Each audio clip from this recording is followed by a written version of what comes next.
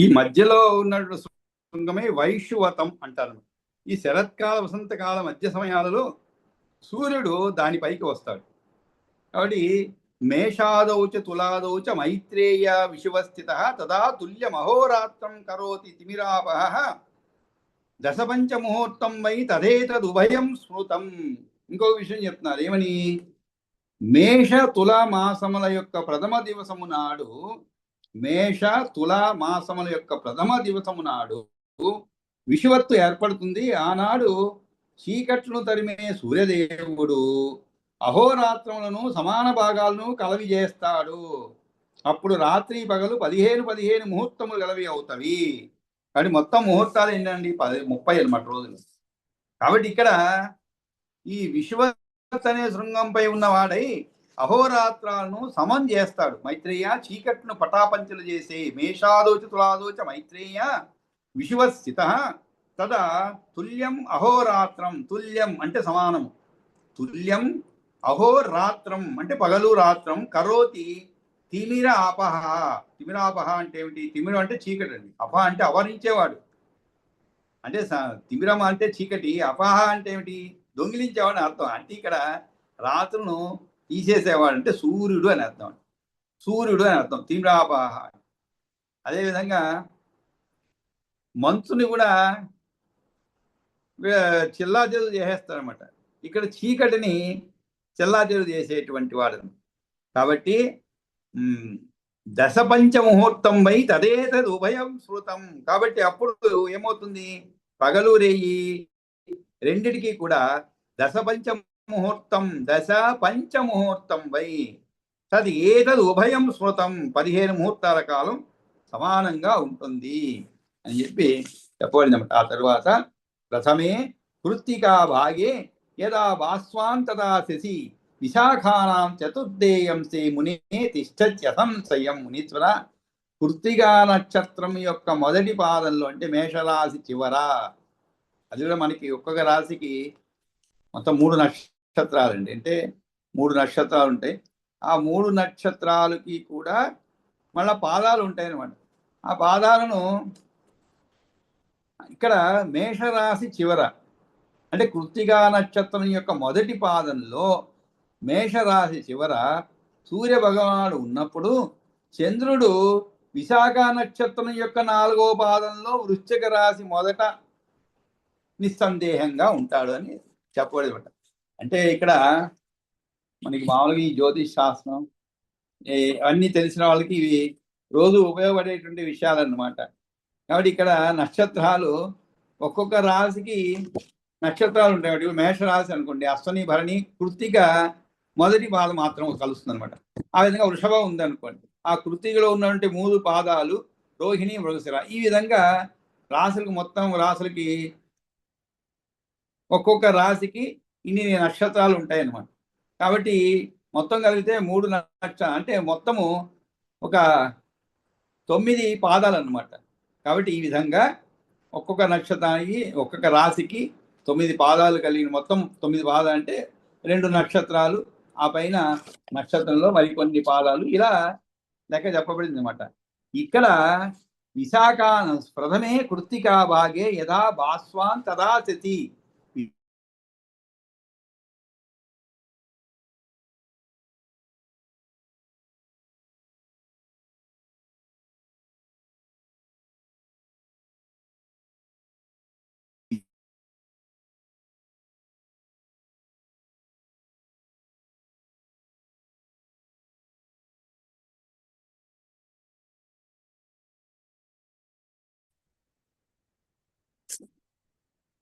ప్రథమే అంటే మేషమను పేరుతో చెప్పబడుతున్న విషువత్ కాలాన్ని, దాని యొక్క ప్రాశస్త్యాన్ని చెబుతున్నాడు. ఇవన్నీ ప్రథమే అని అంటే కృత్తికా భాగమైన మేషాంతమునందు విశాఖ నక్షత్రం యొక్క 4వ అంశమునందు వృశ్చిక రాశిలో ఆరంభమునందు అప్పుడు చంద్రుడు నిస్సందేహంగా ఉంటాడు.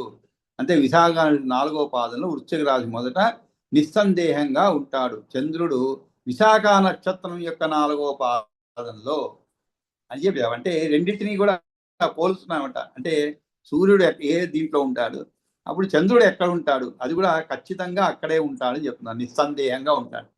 అదేవిధంగా సూర్యుడు మొదటి అయిన కృత్తికా నక్షత్ర భాగంలో ఎప్పుడు ఉంటున్నాడో అప్పుడు చంద్రుడు విశాఖలోని 4వ అంశమునందు తప్పకుండా ఉంటాడు. ఆ తరువాత విశాఖానాం యదా సూర్య చరత్యంశం తృతీయకం తదా చంద్రం విజానీయ కృత్తికా శిరసి స్థితం. అప్పుడు సూర్యుడు ఎప్పుడైతే చంద్ర సూర్యులకు నడుమ 6 రాసుల ఎడము ఏర్పడినప్పుడు విశ్వాసితి రూపమైనటువంటి అంటే విశ్వత్ వంటి రూపం మహావిశ్వం అనబడుతుంది. విశాఖ నక్షత్రం యొక్క 3వ అంశం తులాంతరం అనబడుతుంది. కృత్తికా నక్షత్రం యొక్క తల వంటి పై భాగమున చంద్రుడు ఉంటాడని తెలుసుకోవాలి. కాబట్టి ఓ మైత్రేయ, సూర్యుడు విశాఖ నక్షత్రం యొక్క 3వ అంశమునందు సూర్యుడు సంచరిస్తున్నప్పుడు చంద్రుడు కృత్తికా నక్షత్రం యొక్క చివరి పాదం నందు ఉంటున్నవానిగా గుర్తించవలెను. అంటే విశాఖ నక్షత్రం 3వ పాదం అంటే తులారాశి చివర అని అర్థం ఉన్నప్పుడు చంద్రుడు కృత్తికా నక్షత్ర ప్రథమ పాదంలో అంటే మేషరాశి చివర ఉంటాడని గ్రహించవలసి ఉంటుంది. తథైవ విషువాక్యో వై కాల పుణ్యం అవిధీయతే తదా దానాన్ని దేయాన్ని దేవేభ్య ప్రేతాత్మవి. మరి ఆ పుణ్యకాలంలో ఎటువంటి పనులు చేస్తే మనకి ఫలితాలు ఉంటాయి, మంచి ఫలితాలు ఉంటాయి అంటే అప్పుడే ఆ పుణ్యకాలమే విశ్వం అనబడుతుంది. అప్పుడు నియత మనస్కులై దేవతలకు తథైవ విషువాక్యో వై కాల పుణ్యం అవిధీయతే. అవిధీయతే అంటే ఏమిటి? అనబడుతుంది అన్నమాట. తదా దానాన్ని దేయాన్ని దేవేభ్య ప్రేతాత్మభి. ప్రేత ఆత్మభి అంటే ఏమిటి? నియత మనస్కులై. నియత మనస్కులై అంటే ఏమిటి? నియత అంటే శుభ్రమైన, లేదు మన అధీనంలో ఉన్నటువంటి మనస్సులు కలవారై, ఈ విధంగా అన్నమాట. అప్పుడు నియత మనస్కులై దేవతలకు, బ్రాహ్మణులకు, పితృదేవతలకు దానాలు చేయాలి. తదా దానాన్ని దేయాన్ని దేవేభ్య ప్రేతాత్మభి. అంతేకాదు బ్రాహ్మణేభ్య పితృభ్యశ్చ ముఖమేతత్తు దానజం తత్ దానస్తు విషువే కృతకృత్యో అభిజాయతే. కృతకృత్యో అంటే ఏమిటి? తాను చేసిన దాన ఫలం పొందిన వాడు అవుతాడనమాట. ఎప్పుడు? ఈ పుణ్యకాలం దానం స్వీకరించడానికి వారికి ముఖం వంటిది. కాబట్టి ఈ విశ్వంలో దానాలు చేసిన వాడు కృతకృత్యుడు అవుతాడు. తదైవ విశ్వాక్యో వై కాల పుణ్యం అభిధీయతే తదా దానాన్ని దేయాన్ని దేవేభ్య ప్రేతాత్మభి బ్రాహ్మణేభ్య పితృభ్యశ్చ ముఖమేతత్తు దానజం తత్ర దానస్తు విషయే కృతకృత్యో అభిజాయతే. అహోరాత్రాది ఇది దేవతల యొక్క ముఖము అంటున్నారు అనమాట. పుణ్యం అభిధీయతే దేవేభ్య ప్రేతాత్మభి ముఖమేతత్తు దానజం బ్రాహ్మణేభ్య పితృభ్యశ్చ ముఖం ఏతత్తు దానజం. కాబట్టి ఇక్కడ విశిష్టమైనది దానజం. ముఖం అంటే ఏమిటి? దానము కొరకు పుట్టినటువంటిది అంటే తెరుచుకోబడినది. దానజం ముఖం. ఇది అంటే దేవతలు, పితరులు మున్న వారి యొక్క ముఖము, నోరు, ఇది దేవతల యొక్క ముఖము అని వాయు పురాణంలో చెప్పబడింది. ఈ కాలంలో దానం చేయబడినది సాక్షాత్తుగా దేవతల నోట్లో ఉంచబడినది, సమర్పించబడినది అవుతుంది అని అర్థం. అంటే నేరుగా వారికి ఎందుతుంది అర్థం అనమాట. కాబట్టి ఈ విశేష సమయంలో దేవతలు, పితరులకు, బ్రాహ్మణుల ద్వారా ఇవ్వబడినది వారి నోళ్ళలో ఉంచబడుతున్నది. విశ్వత్తులో దానం ఇచ్చిన వాడు కృతకృతులు అవుతున్నాడు. అంటే దానానికి కూడా కొన్ని సమయాలు ఉంటాయి. అన్నిటికీ సమయం ఉంటుంది. దానం చేసేదానికి కూడా ఒక సమయమే కాదండి. దానం తీసుకునేటువంటి వాడు కూడా యోగ్యుడా కాదా చూడవలసిన బాధ్యత మన పైన ఉంటుంది. అయోగ్యుడికి దానం చేయకూడదని, అయోగ్యుడికి. కాబట్టి అది అటువంటి దానం ఫలితం ఇవ్వకపోగా దుష్ఫలితాలు ఉంటాయి. ఉదాహరణకి అంటే ఇక్కడ దానం అంటే ఉదాహరణ చెప్తున్నాను, అర్థం చేయాలి. అంటే దానం ఎలా ఉండాలి? వాడు బాగా కొంతమంది ఉంటారు, విత్తగాళ్ళు ఉంటారు. వాళ్ళు బాగానే ఉంటారు. అంటే ఏంటి? ఆ శారీరకంగా బాగానే దృఢంగానే ఉంటారు, కానీ కాయ కష్టం చేయలేరు వాళ్ళు. మీరు వాడు ఏదో పయ్యో పాపం అని ఏదో అడుగుతున్నాడు కానీ రోజు కనబడతాడు జంక్షన్లో అని చెప్పి ఇస్తారనుకో డబ్బులు. వాడు ఏం చేస్తాడు? హాయిగా పోయి దాన్ని దుర్వినియోగం చేసుకుంటాడు. అంటే చక్కగా ఉపయోగించుంటే పర్వాలేదు, చేసుకొని మళ్ళా రేపు ఎప్పుడన్నా మీరు ఇవ్వలేదు అనుకోండి, ఆ ఇవ్వని రోజు మళ్ళా మిమ్మల్ని అనరాని మాటలు అంటారు. కాబట్టి ఏమి ఆ రోజు ఇచ్చారు, ఈ రోజు ఇవ్వలేదు, ఇలా ఏదో ఒకటి దుర్భాషలు ఆడతారు అనమాట. అది అయోగ్యునికి ఇవ్వబడేటువంటి దానం అనమాట. అదే యోగ్యునికి ఇచ్చారనుకోండి, వాళ్ళ కళ్ళలో నిజమైనటువంటి కృతజ్ఞతాభావం కనబడుతుంది మనకి. ఆ కృతజ్ఞతాభావం లేని వాడికి ఇవ్వకూడదు. ఎందుకంటే మీరు ఊరికే ఎందుకు ఇవ్వాలి? వాడికి అయ్యో పాపమా, సరే ఏదో మనం సహాయం చేద్దాం, నిజంగా కష్టాల్లో ఇస్తారనుకోండి. ఆ భావనే లేని వాడికి అనవసరం అండి. కాబట్టి అది అయోగ్యుడికి దానం చేసినట్లు అవుతుంది. కాబట్టి ఇక్కడ దానికి ఒక సమయం అన్నీ ఉంటాయి అన్నమాట. ఆ విధంగా ఇక్కడ తదైవ విష్ణువాక్యో వై కాల పుణ్యో విధీయతే తదా దానాని దేయాని దేవేభ్య ప్రేతాత్మవి అహోరాత్రాది మాసౌతు కళా కాస్తాక్షణా తదా పౌర్ణమాసీ తదా జ్ఞేయ అమావాస్య తదైవ చ సినీవాలి కుహుచైవ రాకాచానుమతిస్తదా.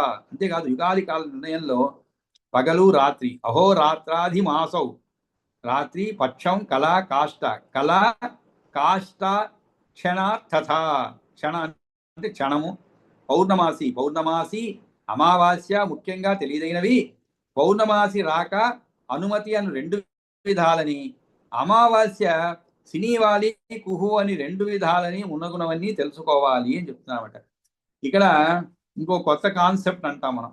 సినీవాలి కుహు చైవ రాకాచ అనుమతి తదా పౌర్ణమాసి తదా జ్ఞేయ అమావాస్య తథైవ చ అంటే ఇవన్నీ కొన్ని కొత్త పదాలు ఇక్కడ చెప్పబడింది అనమాట. ఏమిటంటే సినీవాలి కుహు చైవ అని చెప్పబడింది. అంటే అహోరాత్రాది మాసౌ తు అంటే పుణ్యకాలం కూర్చిన ప్రసంగం వచ్చినందున యాగాలు చేయడానికి తగిన పుణ్యకాలం గుర్తు చేయడానికి అహోరాత్రాల విభాగం బాగుగా తెలుసుకోవాలనుకున్నా అనమాట. అహోరాత్రేది శోకం నరసం అంటే అమావాస్య నాడు చంద్రుడు కొంచెమైనా కనిపించితే అది సినీవాలి, బొత్తిగా చంద్రుడు కనిపించకపోయినట్లయితే కుహు అంటారు. ఇవి రెండున్నో అమావాస్య తిథిలోని భేదాలు అన్నమాట. అమావాస్య తిథిలో కూడా మళ్ళా భేదాలు చెప్పబడింది. ఏమిటవి భేదము? అమావాస్య అంటే మనకి చంద్రుడు కనబడడు, కానీ ఇక్కడ కొద్దిగా కనబడ్డా అనుకోండి, కొంచెమైనా కనబడితే అది సినీవాలి అని, బొత్తిగా చంద్రుడు కనిపించకపోయినట్లయితే కుహు అని. రెండును అమావాస్యలోని భేదాలు అనమాట. నిండు చంద్రుడు కనిపించినట్లయితే అది రాక, 16 కళ్ళ చంద్రుడు ఒక కళను నష్టపోయినట్లయినా అది అనుమతి. ఇవి పున్నమిలోని భేదాలు అన్నమాట. కాబట్టి రెండూ చెప్తున్నాడు. సినీవాలి కుహు రాక అనేటువంటిది అంటే ఏమిటి? యుగాది కాని చెప్పి పౌర్ణమాసి రాక అనుమతి అని 2 విధాలని, అమావాస్య సినీవాలి కుహు అని 2 విధాలని ఉన్నగున్నవి తెలుసుకోవాలి అని చెప్తున్నాడు. దానికి ఇక్కడ మనకి వ్యాఖ్యానాలు చెప్పబడినమాట. అంటే ఏమిటి అనే దానికి ఇక్కడ చెప్పబడింది. ఏమిటి? బొత్తిగా చంద్రుడు కనిపించకపోయినట్లయితే కుహు అని, కొద్దిగా చంద్రుడు కనిపించే సినీవాలి అని. ఇవి రెండున్నో అమావాస్య తిథిలోని భేదాలు అన్నమాట. ఇంకా పౌర్ణమి రోజు ఏమవుతుంది మనకి? నిండు చంద్రుడు కనిపించినట్లయితే అది రాక అని, 16 కళ్ళ చంద్రుడు ఒక కళను నష్టపోయినట్ల అయినా అది అనుమతి అని. ఇవి పున్నమిలోని భేదాలు అనమాట. అంటే మనకి ఏదో అమావాస్య పున్నమి, అమావాస్య రోజు చంద్రుడు ఇలా ఉంటాడు కనబడ్డని రాత్రి అని చెప్తూ ఉంటాం, కానీ దాంట్లో కూడా ఒక సూక్ష్మమైనటువంటి విషయాలు చెప్పబడింది అనమాట ఇక్కడ. ఆ తరువాత తపస్తపస్యౌ మధుమాధవౌ చ తపస్యౌ మధుమాధవౌ చ శుక్ర శుచిశ్చాయనముత్తరం స్యాత్ నభో నవస్యో అథ ఇషశ్చ సోజ్య సహస్యావితి దక్షిణం స్యాత్. ఇంకా ఇంకో విషయం చెప్తున్నారు. ఈ 3 ఋతువులు కూడా ఒక ఆయనం అని చెప్పారనమాట. 3 ఋతువులు కలిసి ఒక ఆయనం అనేది, అంటే ఉత్తరాయణం దక్షిణాయనం. ఇక్కడ వాటిని విడదీసి చెప్తున్నాను. తపాయితి అంటే మాఘమాసం మొదలుకొని 3 ఋతువులు ఉత్తరాయణము, మాఘమాసం మొదలుకొని 3 ఋతువులు ఉత్తరాయణము, శ్రావణమును ఆరంభించి 2 మాసములకు ఒక ఋతువు చొప్పున 3 ఋతువుల కాలము దక్షిణాయనం అని అర్థం అన్నమాట. కాబట్టి మాఘమాసం మొదలుకొని 3 ఋతువులు ఉత్తరాయణము, మాఘమాసము మొదలుకొని ఉత్తరాయణం ప్రారంభమవుతుంది అనమాట. 3 ఋతువులు, శ్రావణమును ఆరంభించి 2 మాసములకు ఒక ఋతువు చొప్పున 3 ఋతువుల కాలం దక్షిణాయనం. ఇది స్థూల దృష్టితో చెప్పబడింది అనమాట. ఇంకోటి తపోమాసము, తపస్యము, మధుమాసము, మాధవ మాసము, శుక్రమాసము, శుచిమాసములు ఉత్తరాయణముగా చెప్పబడినవి. కాబట్టి ఈ మాసములు ఏవి? తపోమాసము, తపస్యము, మధుమాసము, మాధవ మాసము, శుక్రమాసము, శుచిమాసములు ఉత్తరాయణముగా చెప్పబడినవి. ఇంకా నభోమాసము, నభస్యము, ఇషుమాసము, ఊర్జమాసము మరియు సహస్య మాసములు దక్షిణాయనం చెందినవి. మధుమాధవములు అంటే ఏమిటవి? మధుమాధవులు అంటే చైత్ర వైశాఖములు, శుక్ర శుచిమాసములు, జ్యేష్ఠ ఆషాఢములు, నభో నభస్యములు అంటే మనకి ఈ 2 కలిపి ఒక్క పేరుతో చెప్పడం. కాబట్టి అవి ఏమిటని మనకు తెలియాలి. కాబట్టి మధుమాధవులు అంటే ఏమిటి? చైత్ర వైశాఖములు. మధుమాసం అంటే చైత్రము, మాధవములు అంటే వైశాఖం, చైత్ర వైశాఖములు. శుక్రశుచి మాసములు ఏమిటి? జ్యేష్ఠ ఆషాఢములు. నభో నభస్యములు ఏమిటి? శ్రావణ భాద్రపదాలు. ఇషము ఊర్జములు ఏమిటి? ఆశ్వీజ కార్తీకాలు. సహసస్యాలు ఏమిటి? మార్గశిర పుష్యమాసాలు. ఇవి వ్యాహారము వాడుకలో ఉన్నటువంటివి అనమాట. కాబట్టి చాంద్రమానం ప్రకారం ఏర్పడినవి. చిత్తా నక్షత్రంలో చంద్రుడు ఉన్న పూర్ణిమ చైత్రం ఇటువంటిది. ఇట్లే మిగిలిన వాటిని ఊహించుకోవాలి. మధుమాధవులు వాటికి అసలైన పేర్లు అని చెప్పి తపస్యౌ మధుమాధవౌ చ శుక్ర శుచిస్త అయనముత్తరం స్యాత్. ఆయనం ఉత్తరం స్యాత్ అంటే ఉత్తరాయణం అవుతున్నది. నభో నభస్యో అథ ఈశశ్చ సౌర్జ సహస్రస్య ఇది దక్షిణం స్యాత్. కాబట్టి మిగిలినవి దక్షిణాయనంలో చెప్పబడింది. ఏమిటది? శ్రావణ భాద్రపదాలు, ఆశ్వీజ కార్తీక మాసాలు, మార్గశిర పుష్యాలు. ఈ 6 మాసాలు దక్షిణాయనం అవుతుంది. లోకో లోకచ్చయ స్థైల ప్రాదుక్తో భవతోమయ లోకపాలాస్తు చత్వార తత్ర తిష్టంతి సువ్రతాః. ఇంకా ఒక విషయం చెప్తారు. ఏమిటి? లోకాలోక పర్వతం యొక్క ఉత్తర శృంగము అగస్త్య స్థానముగా చెప్పబడుతున్నది. అగస్త్య స్థానం లోకాలోక పర్వతం గురించి మైత్రేయ ఇదివరకు నాచే నీకు చెప్పబడింది కదా. ఆ శైలంపై నియమవ్రతశీలురై 4 లోకపాలురు ఉంటారు. లోకపాలు అంటే ఏమిటి? లోకాన్ని పాలించేవారని అర్థం. లోకాలోక పర్వతం యొక్క ఉత్తర శృంగము అగస్త్య స్థానంగా చెప్పబడుతున్నది. దాని నుండి పితృయానం మొదలైన వాని గురించి వివరించదలుచుకొని ముందుగా తన బుద్ధిలో ఉన్న లోకాలోకం యొక్క అనులోక పాలకులను అంటే ఉపపాలకులను చెప్తున్నాడు అనమాట. లోకాలోకాన్ని 3 శ్లోకాలతో. అదే మనకి మత్స్యపురాణంలో తెలుపబడింది అనమాట. ఈ లోకాలోకమునందు 4 దిక్కుల్లోనూ ఈ లోకపాలకులు ఉన్నారని చెప్పనైనది. ఈ పర్వతం యొక్క ఉత్తర దిశలోని శిఖరం అగస్త్యుని నివాసము. ఇది దేవతల చేత ఋషుల చేతను పూజింపబడుతున్నది అని చెప్తున్నాను అనమాట. ఇక్కడ ఈ యొక్క 3 శ్లోకాల్లో ఏమిటది? సుధామా శంఖవాచైవ కర్దమస్య ఆత్మజ్యోతిజ హిరణ్యరోమా చైవ అన్య చతుర్థ కేతుమాన్ అపి. అంటే ఈ యొక్క లోకపాలకులు 4 మంచి దీక్షను పూని 4 దిక్కుల్లో నిలిచి ఉంటారు. వారిలో మొదటి వాడి పేరు సుధాముడు. సుధామ శంఖపాచైవ. సుధాముడు కర్దముని కుమారుడైనటువంటి శంఖపాదుడు సుధామ అని చెప్పి, ఆ తరువాత శంఖపాచైవ కర్దమస్య ఆత్మజో ద్విజ. కర్దమస్య ఆత్మ అంటే ఈ శంఖపాదుడు ఎవరు? శంఖపాచైవ అని చెప్పి ఆయన ఎవరు అంటే కర్దమస్య ఆత్మజో ద్విజ. ఓ బ్రాహ్మణ ద్విజోత్తమ, కర్దమస్య ఆత్మ అంటే కర్దముని యొక్క కుమారుడైన కర్దమస్య ఆత్మజో ద్విజ. మరొకడు హిరణ్యరోముడు, హిరణ్యరోమ ఇంకొకడు అనమాట.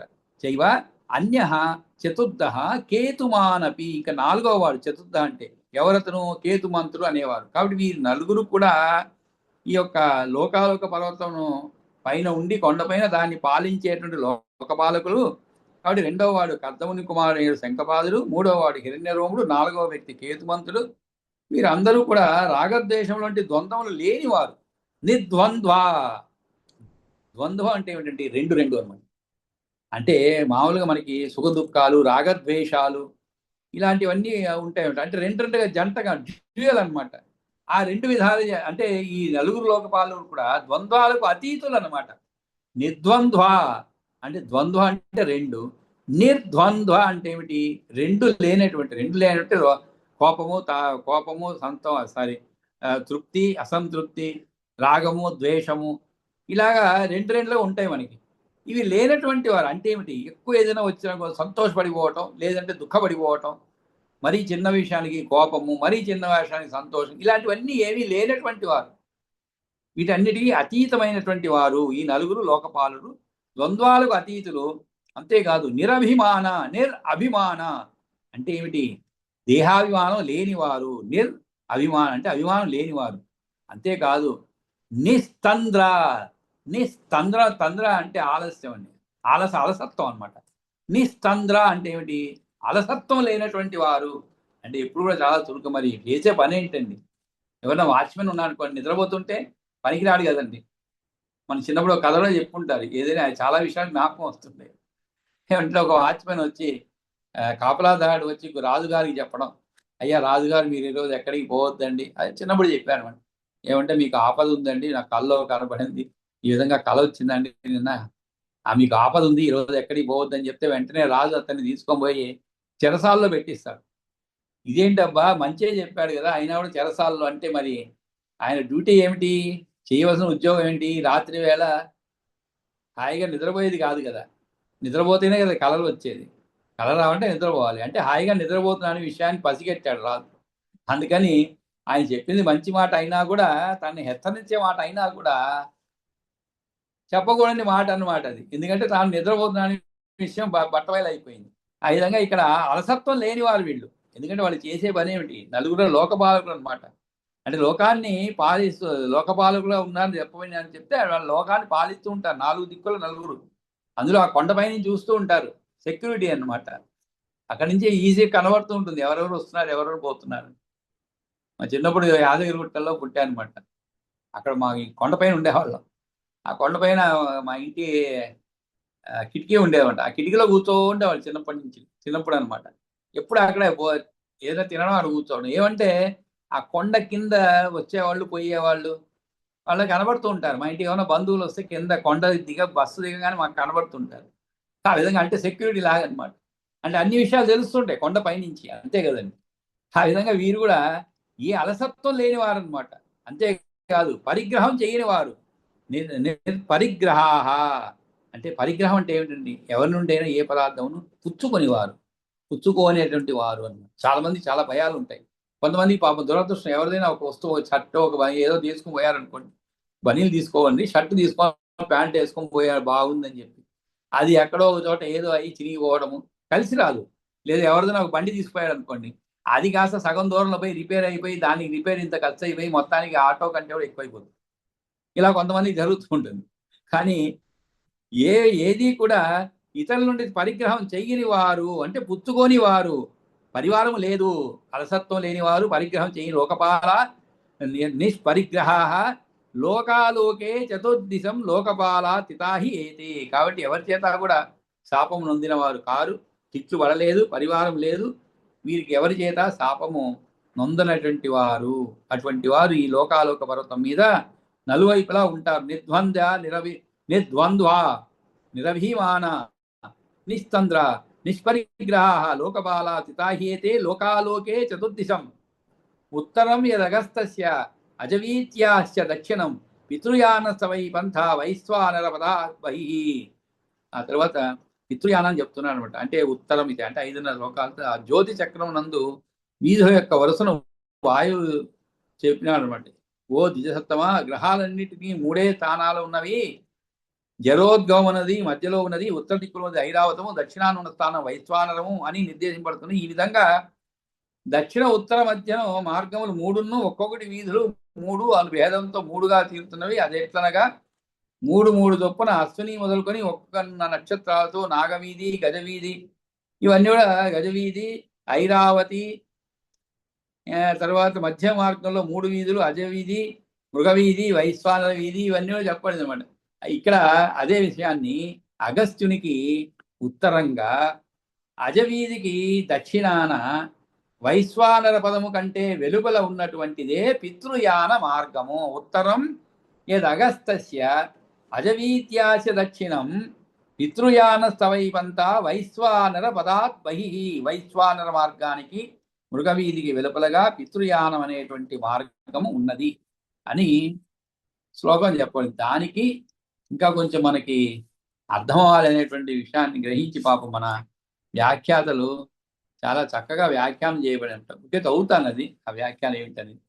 పితృయానాన్ని చెప్తున్నాడు. ఏమని? ఉత్తరం ఇది అంటే ఆ జ్యోతిష్ చక్రం నందు వీధుల యొక్క వరుసను వాయువు చెప్పాడు వాయు పురాణంలో. ఓ జగస్తమా, గ్రహాలన్నిటికీ 3 స్థానాలు ఉన్నవి. జరోద్గమం అన్నది మధ్యలో ఉన్నది, ఉత్తర దిక్కులోది ఐరావతము, దక్షిణాన ఉన్న స్థానము వైశ్వానరము అని నిర్దేశం. ఈ విధంగా దక్షిణ ఉత్తర మధ్యమ మార్గములు 3ను కూడా ఒక్కొక్కటి వీధులు 3 అని భేదముతో 3గా చీలుతున్నవి. అది ఎట్లాగంటే 3 చొప్పున అశ్విని మొదలుకొని ఉన్న నక్షత్రాలతో నాగవీధి, గజవీధి, ఐరావతి. బాగా గమనించాలంటే నక్షత్రాలతో ఈ వీధులుగా చెప్పబడింది అంటే ఎలాగా? అశ్విని మొదలుకొని ఉన్నటువంటి నక్షత్రాలతో నాగవీధి, గజవీధి, ఐరావతి అని ఉత్తర మార్గంలో 3 వీధులు. ఇక ఆర్షవ వీధి, గోవీధి, జయర్గవీధి మధ్య మార్గంలో 3 వీధులు. అజవీధి, మృగవీధి, వైశ్వానర వీధి అని దక్షిణ మార్గంలో 3 వీధులు. ఇదే ముచ్చట వాయు పురాణంలో ఉన్నది. ఏమిటి? అశ్విని, కృత్తిక, యామ్య అంటే భరణి, ఈ 3ంటికి నాగవీధి అని పేరు. అంటే ఈ నక్షత్రాలు అవన్నీ ఆకాశంలో ఉంటాయి కదండి. కాబట్టి అక్కడ ఉండేటువంటి మార్గములుగా ఏర్పడిన అన్నమాట. ఆ మార్గములు ఏమిటి అంటే అశ్విని, కృత్తిక, యామ్య ఈ 3ంటికి కలిపి నాగవీధి అని పేరు. అదే రోహిణి, ఆర్ధ, మృగశిర, గజవీధి, పుష్యమి, ఆశ్లేష, పునర్వసులు, ఐరావతి వీధి అనబడుతున్నవి. ఈ 3 వీధులు కూడా ఉత్తర మార్గంగా చెప్పబడుతున్నవి. ఈ 3 ఏమిటి? ఉత్తర మార్గము.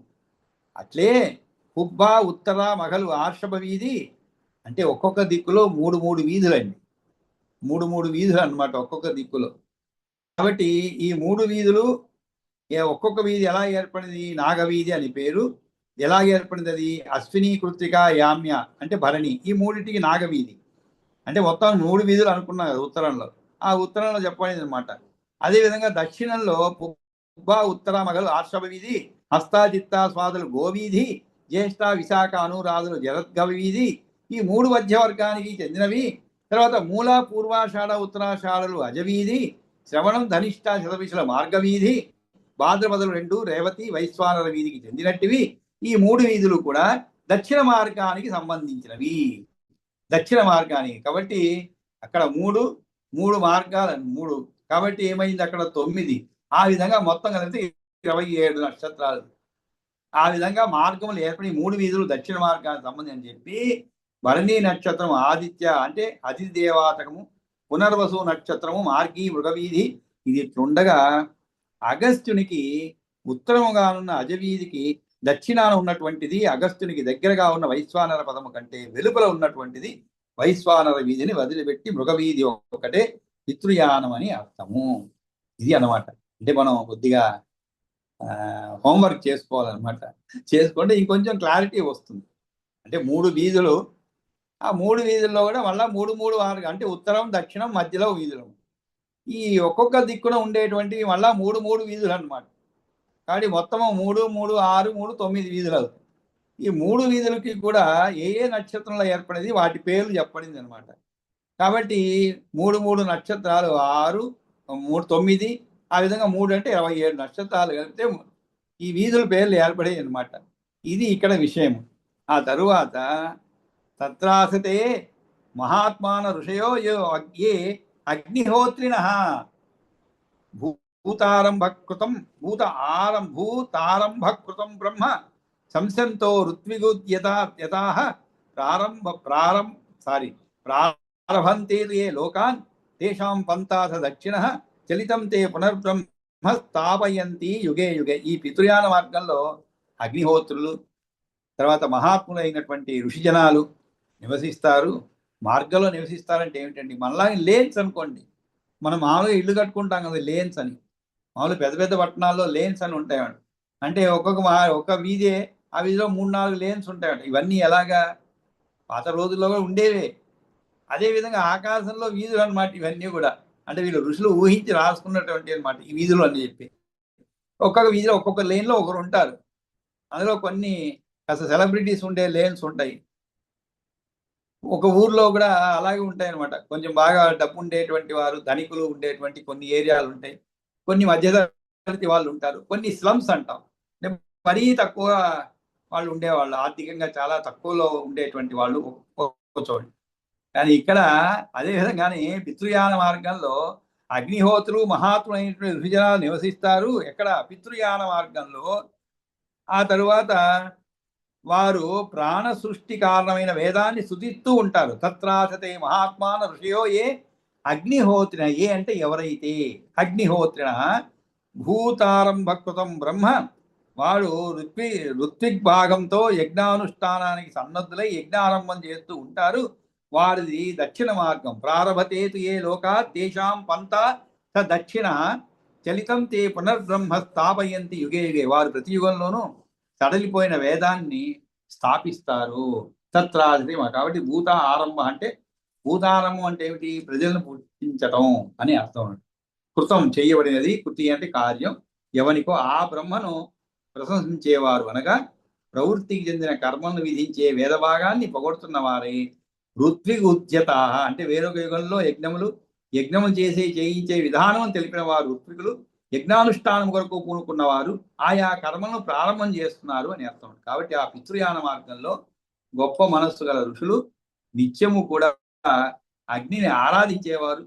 ప్రజలను పుట్టించడం అనే పనిని చేస్తున్న బ్రహ్మను వేదమును మెచ్చుకుంటూ ఋత్వికులై యజ్ఞాలు చేయటానికి పూనుకుంటున్నారు.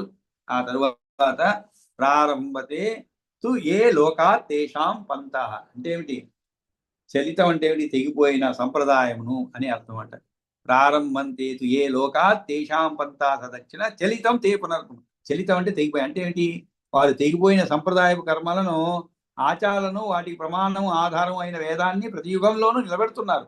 అట్లా వైదిక ఆచారాలను తిరిగి ప్రారంభించే వారి మార్గము దక్షిణము. చలితం తే పునర్బ్రహ్మ స్థాపయంతి యుగే యుగే.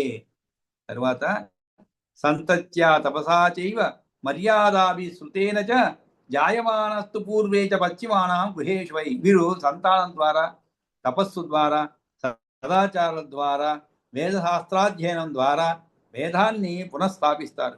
పూర్వులైన వీరు తరువాతి వారి ఇండ్లలో జన్మిస్తూ ఉంటారు. సంతత్య అంటే వంశాన్ని ముందుకు సాగునట్లు చేయుటకు పిల్లలు కావడం ద్వారా, మర్యాదాభిహి అంటే ఏమిటి? మర్యాదాభిహి అంటే ఏమిటి? సంతత్య తపసా చేయవ అన్నారు. అంటే వంశాన్ని ముందుకు చేయండి. ఎలా సాగుతుందండి? ఇప్పుడు రాను మనకి పిల్లలే వద్దనుకుంటాం అనుకోండి, మన వంశం ఎలా ముందుకు పోతుంది? మన ఆచారాలు ఏమవుతాయి? ఉదాహరణకి హిందువులు అందరూ కూడా మాకు పిల్లలు వద్దు, ఈ భారాన్ని మేము భరించలేము, సంతానం వద్దు, కనీసం ఒకటిలో వద్దనుకున్నాం. ఏమవుతుంది అంటే మనకి తెలియకపోవచ్చు, కానీ కొంతకాలం అయిన తర్వాత ఈ ధర్మాలు ఇవన్నీ పాటించేవారు కనుమరుగైపోతారు. అప్పుడు ఏమవుతుంది? ఏ యొక్క జాతి ఎవరైతే ఎక్కువగా ఉన్నారో వాళ్ళు ఆచారాలు, వాళ్ళ వ్యవహారాలు అంతా కూడా మన పైన రుద్దబడుతుంది అనమాట. ఇప్పుడు ఆల్రెడీ మనం దాన్ని అనుభవిస్తున్నాం కాస్తో కూస్తో. ఒక 20-30 సంవత్సరాల క్రితం ఉన్నటువంటి ఆ యొక్క విధానం కానీ, జీవన విధానము ఇప్పుడు మారిపోయింది పూర్తిగా. ఇవన్నీ కూడా కనుమరుగైపోతున్నాయి, నెమ్మది కనుమరుగైపోతున్నాయి అనమాట. మా ఇంట్లో ఒకప్పుడు, అంటే ఇవన్నీ మా అందరింట్లో జరిగేవి, మనం మామూలుగా ఇంట్లో ఒత్తి చేసుకుంటున్నాం, అంటే దీపావళి చేసేందుకు ఒత్తి. కాలక్రమేణా ఇంట్లో చేయడం మర్చిపోతున్నాం. అదేదో మనకి ఫ్రీగా వస్తాయి, ఏదైనా పూజ ఆయిల్ కొంటే కానీ, లేదా అగరబత్తీలు కొంటే కానీ అవి ఫ్రీగా వస్తాయి అన్నమాట, ఉచితంగా వస్తాయి. వాటిని ఉపయోగించేస్తున్నాం. ఒక రోజులో పవిత్రంగా దానికోసం కూర్చొని చాలా జాగ్రత్తగా, శ్రద్ధగా, ఎందుకంటే తేడా ఉంటుందండి మనం ఇంట్లో శ్రద్ధగా చేసుకున్న ఒత్తిగా. అదేవిధంగానే మనం జంధ్యం అంటాం. జంధ్యం వేసుకునేటప్పుడు యజ్ఞోపవీతాలు ఇళ్లలో చేసేవాళ్ళు లేరు ఇప్పుడు ఎవరు కూడా. మాకు తెలుసు ఇంట్లో చేసుకునేవాడు, నేను ఏం చేయలేదండి, మా పూర్వీకులు చేసేవాళ్ళు. దానికోసం పవిత్రంగా స్నానం చేసి ఏదో స్తోత్రాలు చదువుకుంటూ కాస్త కాలక్షేపంలాగా అదేవిధంగా దీనివల్ల తయారు చేసుకునేవారు. ఇప్పుడు ఎవరు చేస్తున్నారు? ఎవరు చేయట్లేదు. అదైతే ఏమవుతుంది? కొన్ని రోజులు పోయిన తర్వాత జంధ్యాలు మనం బయట కొనుక్కుంటున్నాం. అది ఏ తాడుతో చేస్తాడో, ఏ దూదితో చేస్తాడో తెలియదు మనకి. అంటే పూర్తిగా పవిత్రత అనే అర్థానికి పోయి ఏదో ఒక అలంకారానికి ఉపయోగించుకుంటున్నాం అనమాట. ఈ విధంగా నెమ్మదిగా ఏమవుతుంది? నెమ్మదిగా మన ఆచారాలు, మన ధర్మాలు పాటించే వాళ్ళు తగ్గిపోతారు. కాబట్టి మన వంశాన్ని ముందుకు సాధన చేయడం పిల్లలు కావాలి, కానీ వాళ్ళకి అన్ని నేర్పించి లేదని కావడంతో, అందుకనే ఇక్కడ సంతత్య అంటే వంశాన్ని ముందుకు సాగునట్టు చేయుటకు పిల్లలను కావడం ద్వారా మర్యాదావిహి అన్నారు. మర్యాదావి అంటే ఏమిటి? వర్ణ ఆశ్రమాది కట్టును పాటించడం వలన శృతేన అంటే ఏమిటి? ఇక్కడ శాస్త్రము, వేదమును విచ్ఛిన్నం కాకుండా చాలా మంది శిష్యులకు నేర్పడం వలన పూర్వే అంటే పితరులు, పశ్చిమాన అంటే పుత్రులకు, పశ్చిమములు అనగా పుత్రులు, పూర్వేష అనేది తమ కొడుకులుగా పుట్టిన తండ్రులకు, నిధనేషు అంటే ఇండ్ల యందు ఏదో ఒకటి అయినా తాము అనుభవించవలసిన కర్మాధికారం చేత పుడుతున్నారు. పితాపుత్రేణ పితృమాన్యోనియోనవు అంటే అని శృతి వినిపిస్తా. అంటే ఏమిటి? వాయుపురాణం ఇట్లా బోధిస్తుంది. ఏమని? త్రేతాయుగం వచ్చినప్పుడు సప్త ఋషులు పూర్వం కొనసాగిన వర్ణములను ఆశ్రమాలను విడివిడిగా ప్రవర్తింపజేస్తారు. అందుకాను వారి వారి అంశాలలో మళ్ళీ మళ్ళీ పుడుతున్నారు. పుత్రుని కడుపున తండ్రి, బాగా వినండి, తండ్రి కడుపు పుత్రుడు పుట్టడం సామాన్యమే. కానీ పుత్రుని కడుపున తండ్రి, తండ్రి కడుపున పుత్రుడు అవతరిస్తున్నాడు.